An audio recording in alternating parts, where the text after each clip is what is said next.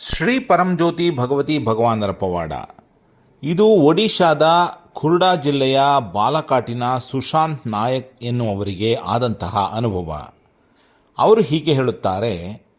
November 2022ರ ಮೊದಲ ವಾರದಲ್ಲಿ ನನ್ನ ಮಾವನವರಿಗೆ ತೀವ್ರ ಜ್ವರ ಕಾಣಿಸಿಕೊಂಡಿತು. 6 ದಿನಗಳ ಕಾಲ ಔಷಧಿ ಸೇವಿಸಿದರೂ ಜ್ವರ ಕಡಿಮೆ ಆಗಲಿಲ್ಲ. ದಿನದಿಂದ ದಿನಕ್ಕೆ ಅವರ ಸ್ಥಿತಿ ಹದಗೆಡುತ್ತಿತ್ತು. ರಕ್ತ ಪರೀಕ್ಷೆಯ ನಂತರ ಅವರಿಗೆ ಡೆಂಗ್ಯೂ ಇರುವುದು ದೃಢಪಟ್ಟಿತು ಮತ್ತು ತಕ್ಷಣವೇ ನರ್ಸಿಂಗ್ ಹೋಮ್ಗೆ ದಾಖಲಿಸಲಾಯಿತು. ಸಾಮಾನ್ಯ ಪ್ಲೇಟ್ಲೆಟ್ ಸಂಖ್ಯೆ 1,50,000ಕ್ಕಿಂತ ಹೆಚ್ಚಿರಬೇಕು. ಆದರೆ ಅವರ ಪ್ಲೇಟ್ಲೆಟ್ ಸಂಖ್ಯೆ 12,000ಕ್ಕೆ ಕುಸಿದಿತ್ತು. ಅವರಿಗೆ ಮಧುಮೇಹ ಮತ್ತು ಅಧಿಕ ರಕ್ತದೊತ್ತಡವು ಇದ್ದುದರಿಂದ ಅವರ ಸ್ಥಿತಿ ಅತ್ಯಂತ ಗಂಭೀರವಾಗಿದೆ ಮತ್ತು ಪ್ರಾಣಾಪಾಯವಿದೆ ಎಂದು ವೈದ್ಯರು ತಿಳಿಸಿ ತುರ್ತು ಚಿಕಿತ್ಸೆ ಆರಂಭಿಸಿದರು.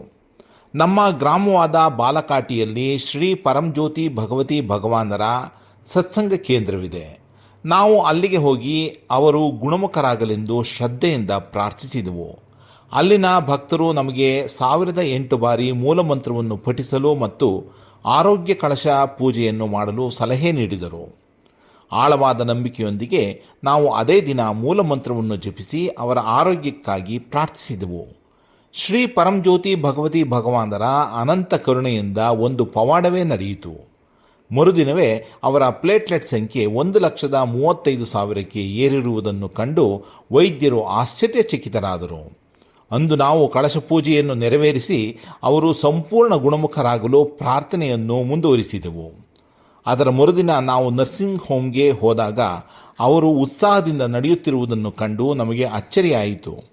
ಕೇವಲ 2 ದಿನಗಳ ಹಿಂದೆ ಇದು ಊಹಿಸಲು ಅಸಾಧ್ಯವಾದ ಸ್ಥಿತಿಯಾಗಿತ್ತು. ಅವರು ಅಪಾಯದಿಂದ ಪಾರಾಗಿದ್ದಾರೆ, ಆರೋಗ್ಯ ಸ್ಥಿರವಾಗಿದೆ ಮತ್ತು ಆಸ್ಪತ್ರೆಯಿಂದ ಬಿಡುಗಡೆ ಮಾಡಬಹುದು ಎಂದು ವೈದ್ಯರು ಘೋಷಿಸಿದರು. ಇದೆಲ್ಲವೂ ಕೇವಲ 2 ದಿನಗಳಲ್ಲಿ ಪವಾಡದಂತೆ ನಡೆದಿದ್ದು ಕೇವಲ ಶ್ರೀ ಪರಂಜ್ಯೋತಿ ಭಗವತಿ ಭಗವಾನರ ದಿವ್ಯ ಕೃಪೆಯಿಂದ ಮಾತ್ರ ಇದು ಸಾಧ್ಯವಾಯಿತು.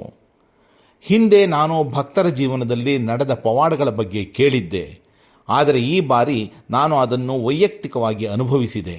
ಇದು ನನ್ನ ನಂಬಿಕೆಯನ್ನು ಬಲಪಡಿಸಿದೆ ಮತ್ತು ಮೂಲಮಂತ್ರ ಹಾಗೂ ಕಳಶ ಪೂಜೆಯ ಶಕ್ತಿಯನ್ನು ಅರಿಯುವಂತೆ ಮಾಡಿದೆ.